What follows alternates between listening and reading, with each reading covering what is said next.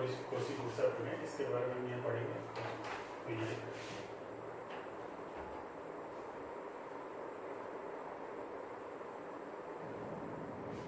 कोशी-गुरसत, तो इसमें क्या है, ये अलग एप्स है।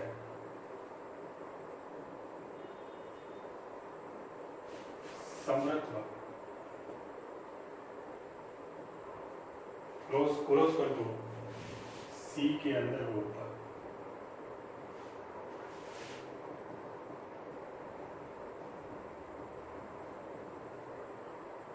विश्लेषक है तब integral C F Z D Z बराबर 0। कोशी थ्योरम थी ये, कोशी-गुरसत थ्योरम है। कोशी थ्योरम जिसमें था वही था, सी के अंदर और ऊपर विश्लेषक है। तो उसमें एक चीज होती रखी थी, एफ डैश जेड सतत या यू और वी के आंशिक अवकलज सतत है, वो कंडीशन होती है। यहाँ वो नहीं है, क्योंकि देखा सी के अंदर वो ऊपर विश्लेषक है तो integral C F Z D Z बराबर 0 होगा। ये सेकंड इसका प्रूफ समझ लो। इसको प्रूफ करने के लिए पहले अपने को एक ये रीमा प्रमेय का ये प्रूफ करनी पड़ेगी। जैसे ये क्या है कि मानिए एक क्लोज कंट्रोल सी है, एक क्लोज कंट्रोल सी है, तो इसको अपन क्या है इस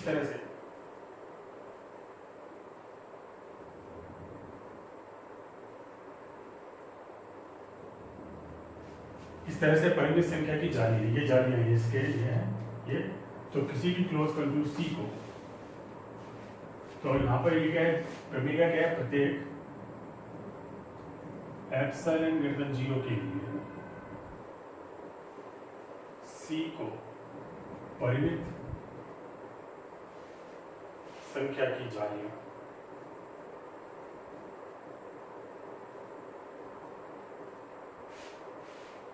इसमें क्या है, पूर्ण वर्ग Cn तथा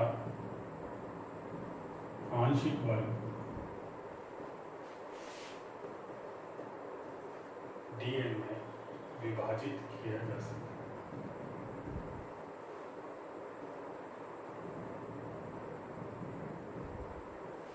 तो ये लीमा का स्टेटमेंट है, ये प्रत्येक एप्सिलॉन ग्रेटर देन 0 के लिए सी को परिमित संख्या की जालियों, जहां पर कुछ पूर्ण वर्ग होगी और कुछ पूर्ण वर्ग तो ये है, ये पूर्ण वर्ग और ये वाली जो है ये क्या है, ये आंशिक वर्ग है। तो पूर्ण वर्ग या आंशिक वर्ग में विभाजित किया जा सकता है, जहां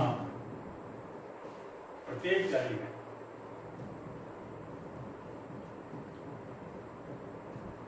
Z0 कोई बिंदु होगा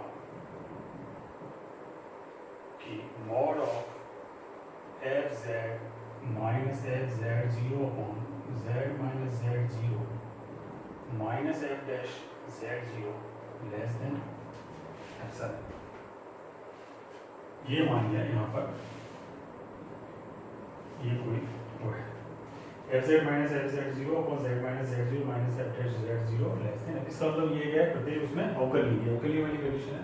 इसका मतलब अवकलनीय है तो विश्लेषक है, इसका मतलब है कि सी के अंदर प्रत्येक बिंदु का फलन विश्लेषक है। ये इसमें अपने को ये लीमा पहले प्रूफ कर देंगे। तो पहले अपन इसको प्रूफ करेंगे।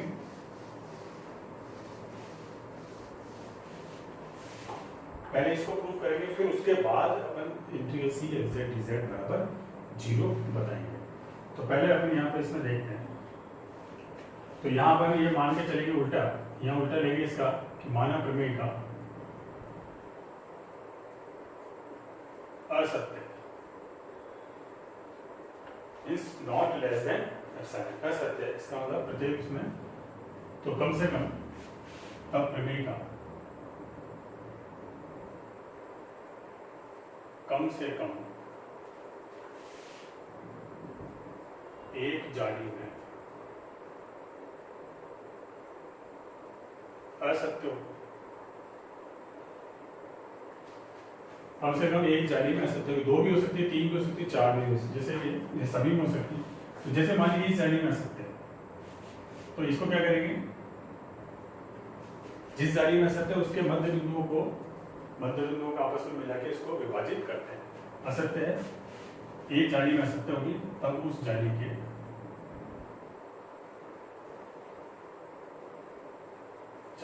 मध्य बिंदुओं को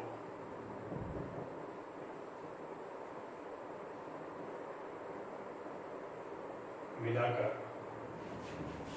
उसे विभाजित करते हैं, ये इसे विभाजित करते हैं। और यदि प्रमेय का, इसके बाद यदि प्रमेय का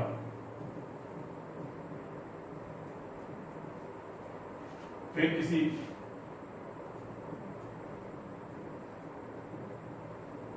उप विभाजन में, जैसे ये अपन ने जो किया असत्य है, तब उसे पुनः इस प्रकार विभाजित करते हैं।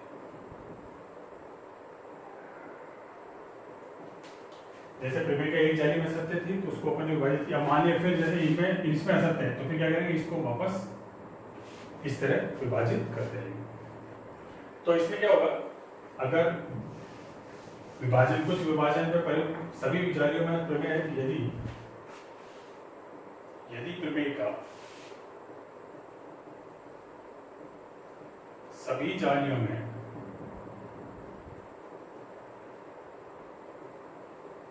सत्य है, तब परिमित विभाजन के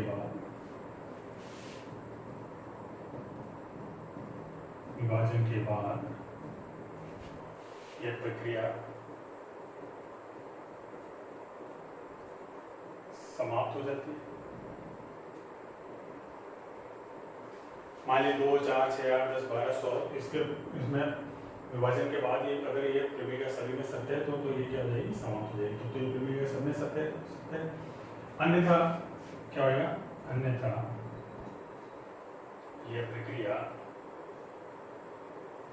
अनिश्चित पलों तक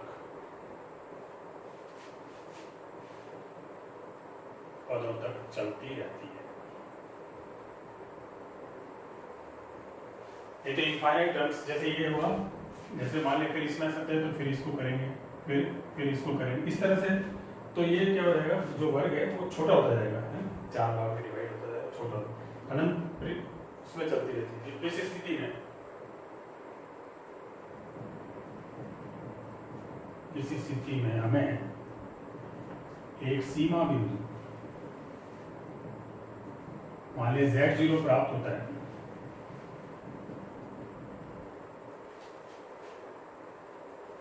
Z0 प्राप्त होता है जहां प्रमेय का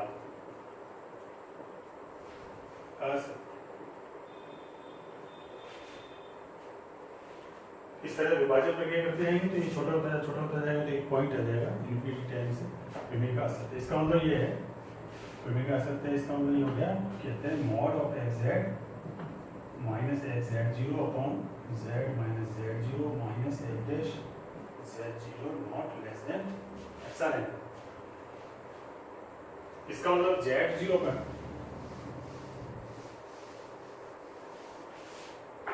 फलन, तो Z0 और Z0 क्या है, C का आंतरिक बिंदु है।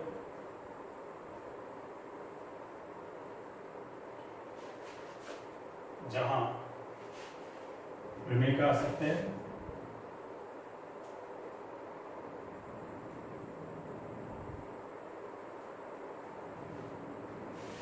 इसका मतलब है Z0 पर fz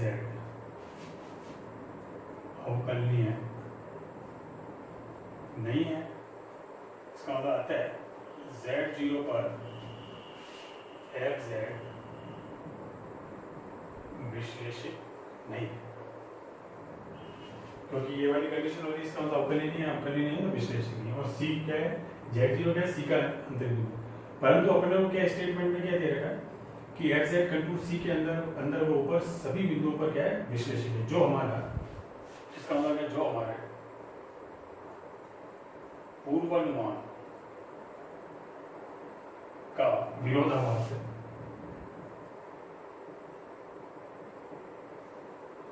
है कि fz C के अंदर व ऊपर विश्लेषित।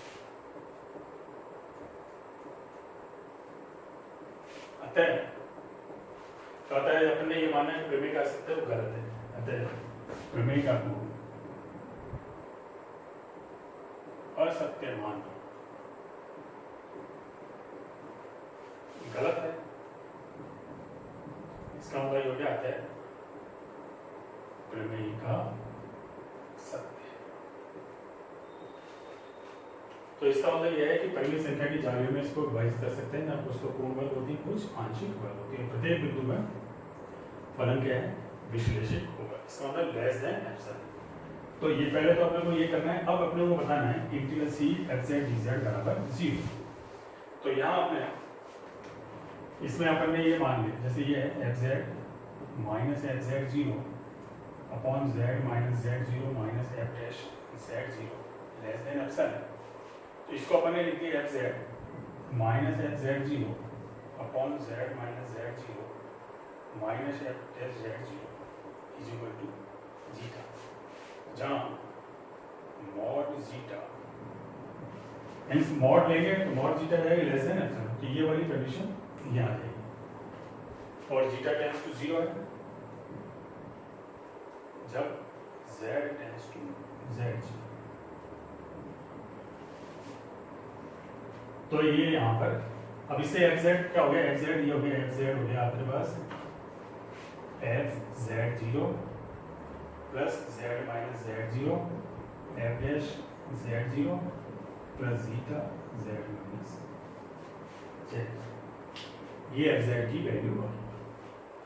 अब अपन integral C F Z D Z में, तो यहां पर ने माना सी को एन पूर्ण वर्ग सी एन तथा एम आंशिक वर्ग डीएम में विभाजित करते हैं।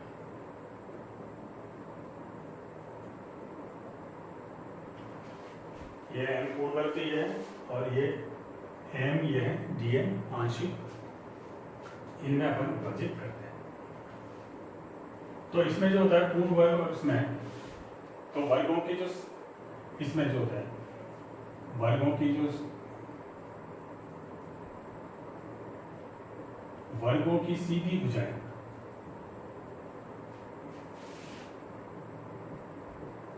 सीधी भुजाओं के अनुदेश समाकल दो बार विपरीत दिशा में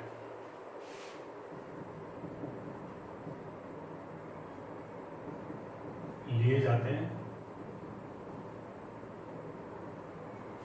तो जिनका क्या होगा, जिनका योग 0, जैसे मान लीजिए इनका डायरेक्शन क्या है, जैसे इसमें इससे कहते हैं तो ये यूं डायरेक्शन हो गया इसका, यूं डायरेक्शन। अब अगर इसमें लेते हैं अगर तो क्या होगा, यहाँ ये यहाँ ये यहाँ ये यहाँ इस तरह। तो इसमें ये दोनों कॉमन है, एक बार इधर भी है एक बार इधर, तो बराबर और विपरीत दिशा में हो गए। तो इनका क्या होगा, योग क्या होगा 0 होगा। तो ये सब 0 है। जैसे इससे ये गया ये गया ये गया ये गया, तो ये है ये 0। तो सभी जो है पूर्ण वर्ग चाहे आंशिक वर्ग इसमें विपरीत दिशाओं में, जैसे ये है यहाँ पे तो ये हो गया ये हो गया ये हो गया और तो ये 0।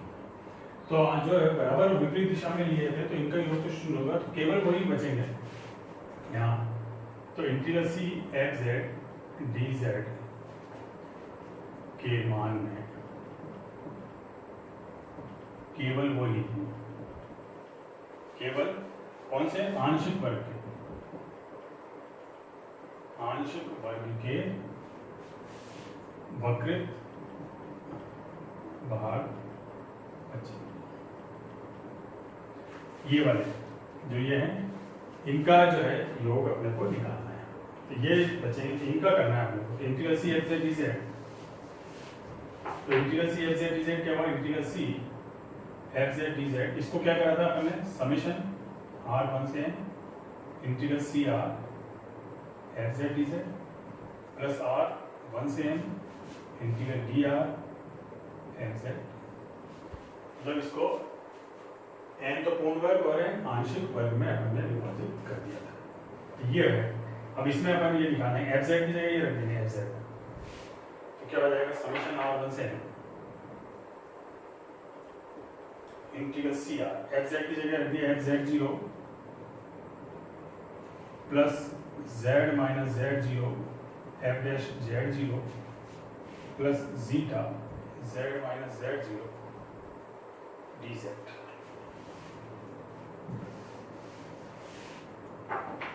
ये इसका हो गया प्लस समेशन r1 से integral D R F Z zero plus Z minus Z zero F dash Z zero plus Z minus Z zero D Z. F Z की वैल्यू रखी हमने। अब अपन इसको यहाँ एडजस्ट करेंगे, जैसे इस तरह से अपन एडजस्ट करेंगे यहाँ समेशन r1 से integral C R F Z zero. अब ये क्या है z के रेस्पेक्ट में जेड जीरो कांस्टेंट है, उसको आप बाहर ले सकते हो, इसको ये लिख सकते हो F Z zero D Z plus यहाँ पर क्या करा आपने जेड जीरो माइनस में यहाँ पर आपके पास हो गया जेड जीरो और यहाँ पर एक चीज और लिख लो, ये भी इसके साथ ही लिख लो एफ जेड जीरो ये minus Z zero F dash Z zero integral C R D Z, ये इसके साथ ले लिया plus integral F dash Z zero integral Z D Z, ये जेड जीरो बाहर ले लिया जेड और plus integral C R Z minus Z, ये इस तरह से इसको एडजस्ट किया। इसी तरह इसको कर देंगे प्लस समेशन r1 से m F Z zero minus Z zero F dash Z zero integral D are D Z plus F dash Z zero integral D are Z D Z plus integral D R zeta Z minus Z zero D Z. तो ये इस तरह से अपन ने यहाँ पर इसको adjust कर दिया।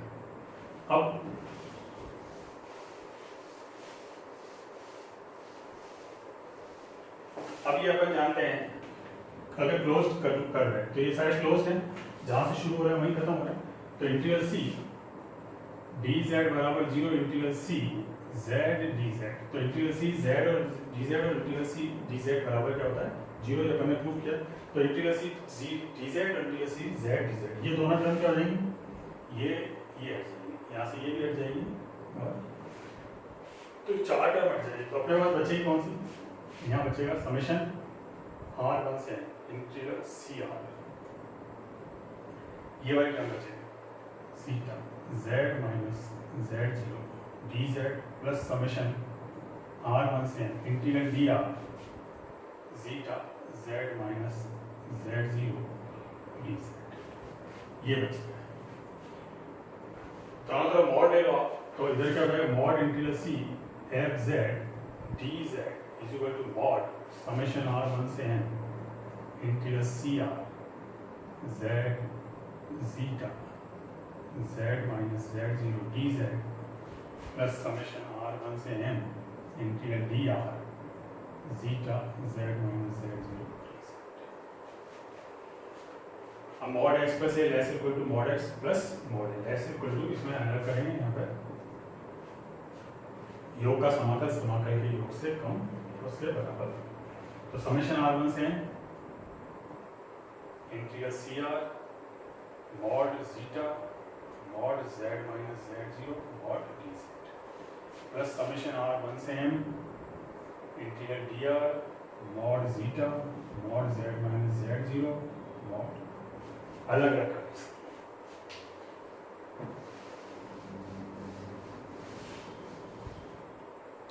मॉड जीटा क्या है लेस देन एप्सिलॉन, तो ये बाहर आ जाएगा, यहाँ पर आपने लिख दिया, ये हो गया less than epsilon summation R 1 से n integral C R mod z minus z0 mod D Z, इससे भी बाहर ले लिया, सबसे बाहर ले लिया समेशन आर 1 से n integral D R mod z minus z0।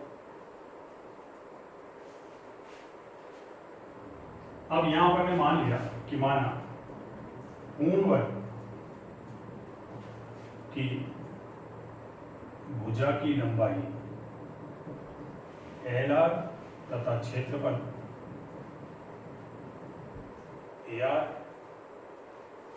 जो पूर्ण वर्ग है इनमें तो लेंथ ऑफ जो आपके पास है स्क्वायर वो एल आर है और एरिया क्या है ए आर। इसी तरह आंशिक वर्ग की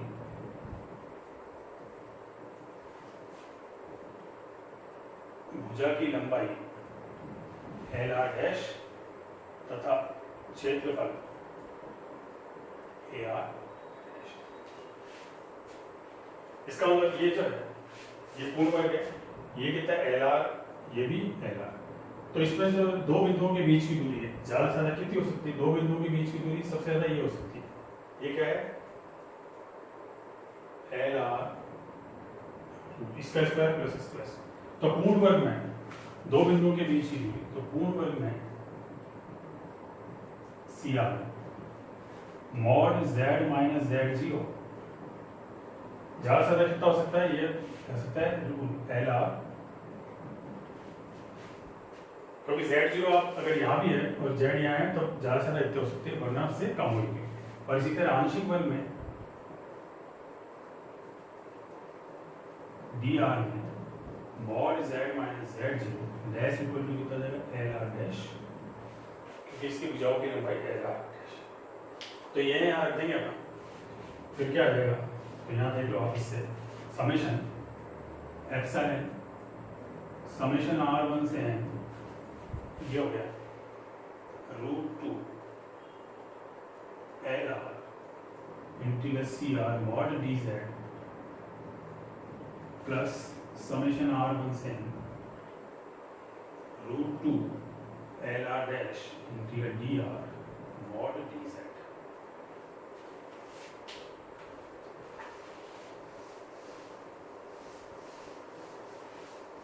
अब मॉड डी जेड क्या है? मॉड डी जेड पूर्ण वर्ग में, पूर्ण वर्ग ये मॉड डी जेड क्या होता है? इसका परिमाण मींस ये प्लस ये प्लस ये प्लस ये, चारों भुजाओं की लंबाई। तो यहाँ पे क्या हो जाएगा? 4 एल आर, ये हो जाएगा 4 एल आर। तो less equal to epsilon summation R 1 से n √2 एल आर, और ये कितना है? 4 L R plus summation R 1 से n √2 एल आर डैश, और ये इसका ये वाली भुजाएं क्या होगी? जैसे ये है मान लीजिए ये L R dash L R dash L R dash L R dash, तो कितना हो गया? 4 एल आर डैश। और एक चीज और इसमें आ जाएगी, क्योंकि ये यहाँ पर ये वाला भाग हुआ है कर्व वाला, तो ये क्या हो गया? एस, ये यहाँ पर, और तो यहाँ गए इसको आपने कर दिया less in epsilon L R square. इसका क्षेत्रफल क्या मान लिया अपन ने? ए आर है, पूर्ण वर्ग का एल आर स्क्वायर किसके बराबर हो गया? ए आर के। इसकी जगह आप रख सकते हो ए आर, तो यहाँ पर ये हो गया समेशन आर 1 से n और 4 √2 A R plus summation R 1 से m 4 √2 ए आर डैश, और प्लस ये हो गया समेशन और 1 से m √2 एल आर डैश ऐसा। 4 इसको यहाँ पर अपन लेस देन ऐसा है, यहाँ का 4 √2 बाहर समेशन आर 1 से n A R summation R 1 से m A R dash plus यही समेशन आर 1 से m √2 एल आर डैश ऐसा। इसको मान लिया ये A R dash equal to epsilon, ये होगा 4 √2 ए प्लस √2 समेशन आर 1 से m एल आर डैश ऐसा। इसको ए मान लिया। कोई भी नंबर आएगा उसको आपने यहाँ ये मान लिया।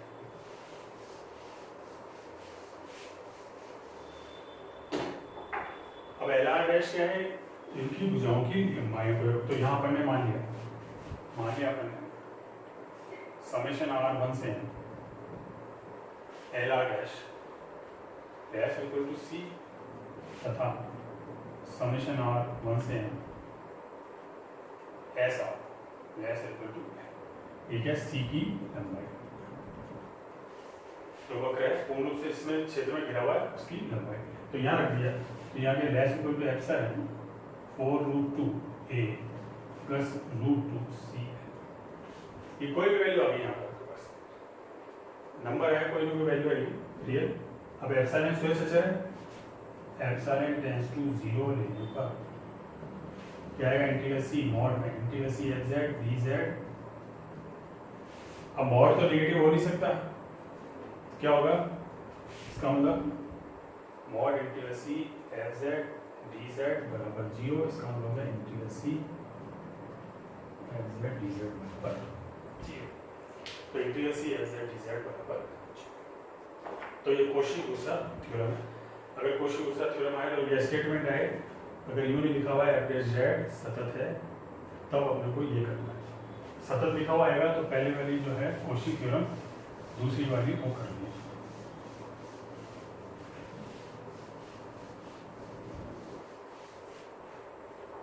अब जैसे मान लो हमें यहाँ पर इसका किसकी वैल्यू निकालनी है, C D Z upon Z minus 2, जहाँ ये क्या है 2 प्लस माइनस 2 आइटा और माइनस 2 प्लस माइनस 2 आइटा से घिरा हुआ कोई क्षेत्र है, इससे घिरा हुआ क्षेत्र है, इसमें इसका इंटीग्रल सी के वैल्यू निकालनी क्लोज कर।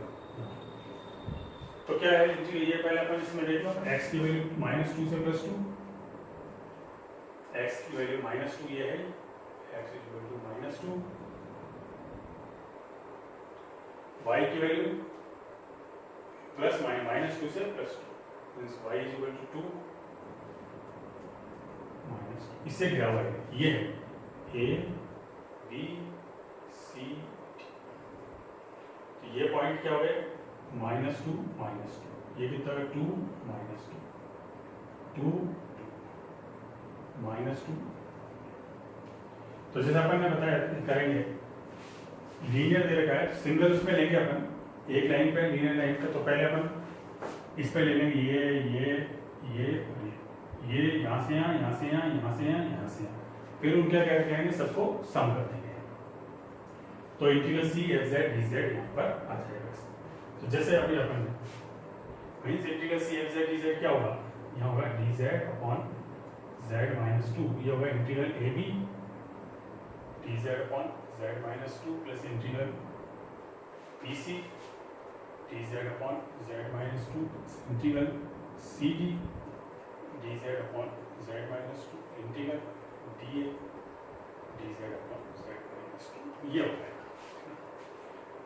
अपने को डायरेक्शन एक ही लेना है, जिसमें अगर ये इस तरह से चल रहा है तो इस तरह से यूं चल रहा है, आप एक ही डायरेक्शन, ये नहीं एक को तो आप इधर ले लो दूसरे को दूसरी, तो ऐसे नहीं सेम है। अब यहाँ पर अपन निकालेंगे अलग अलग उसमें, जैसे पहले अपन निकाला ए बी पर, ए बी पर निकाला, तो ए बी पर क्या चीज़ फिक्स है यहाँ पर x, ये कौन सा है y बराबर -2, y बराबर यहाँ भी -2 है, यहाँ भी y बराबर -2 है, तो y बराबर -2 है, तो dy कितना हो जाएगा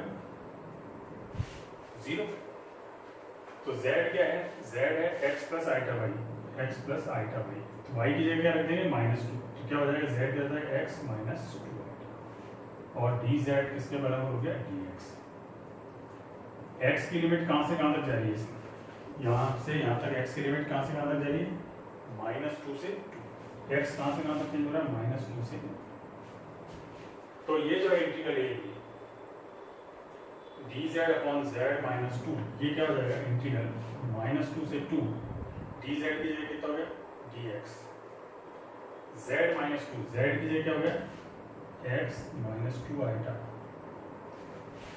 x minus 2 iota z minus 2। अब इसका हमने इंटीग्रेट कर दिया, तो कितने log x minus 2 iota minus 2 से 2।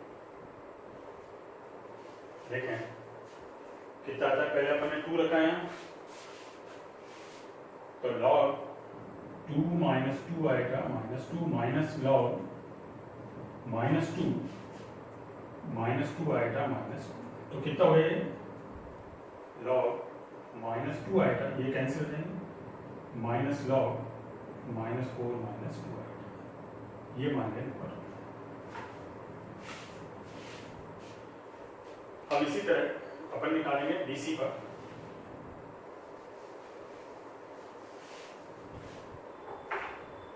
इस पर आ जाएंगे BC पर, तो इंटीग्रल BC dz upon z minus 2 is equal to integral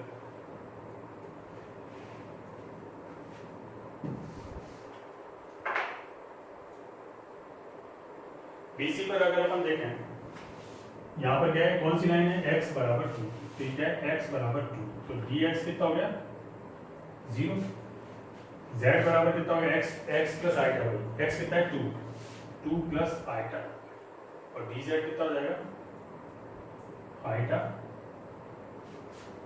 dz iota dy। y की लिमिट कहाँ से कहाँ तक जा रही है, यहाँ से, यहाँ कितना है -2, यहाँ कितना है 2, तो -2 से y में -2, तो ये हो गया -2 से 2, dz कितना है आइटा dy अपॉन z कितना है 2 प्लस आइटा y -2, ये से, और आइटा से भी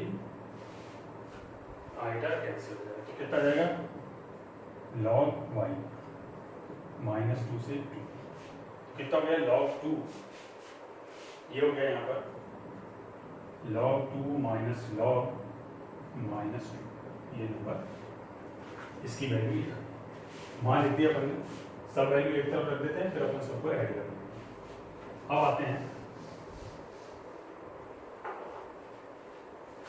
CD पर, CD पे क्या है, y बराबर 2, ये y बराबर 2 वाली लाइन है, इससे dy कितना हो गया, dy is equal to 0, z बराबर कितना है x प्लस 2 आएगा, तो y की जगह 2 रख दिया, और इससे dz कितना हो गया dx, x की लिमिट कहाँ से कहाँ तक जाएगी, यहाँ से यहाँ, x यहाँ पर कितना है 2, और यहाँ पर कितना है -2 से -2, तो integral dz upon z minus 2 is equal to क्या हो जाएगा, इंटीग्रल 2 से -2 dz की जगह dx, z की जगह x प्लस 2 आएगा -2, तो क्या हो गया log x प्लस 2 आएगा -2, यहाँ हो गया 2 से -2, तो पहले तो अपन यहाँ लगाएंगे, तो यहाँ आएगा log -4 प्लस 2 आएगा, -2 होगा तो तो 2 रखेंगे तो ये कैंसिल हो जाएगा, माइनस log 2 आएगा।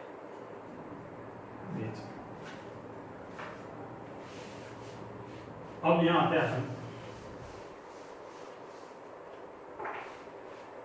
DA पर,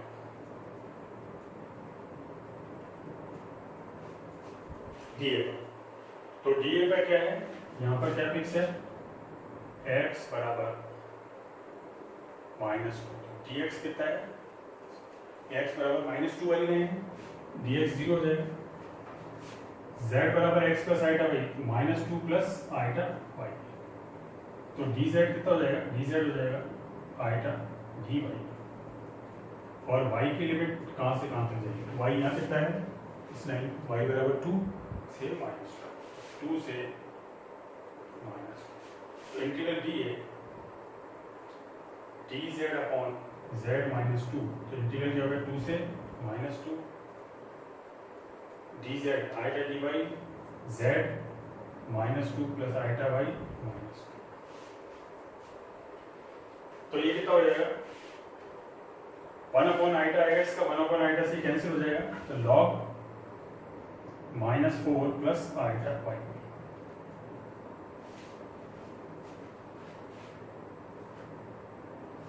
और 2 से -2, तो यहाँ कितना हो जाएगा, ये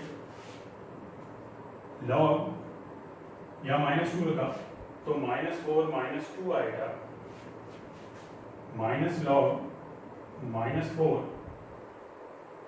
+2 आएगा।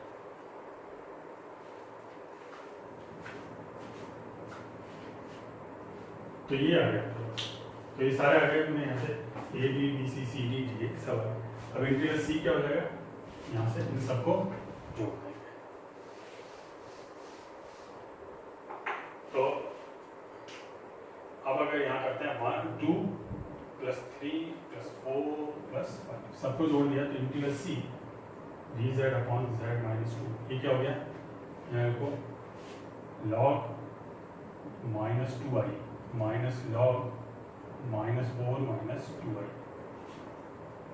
Plus log 2 minus log -2 plus log -4 +2i minus log 2i plus log -4 -2i minus log -4 +2i ये है।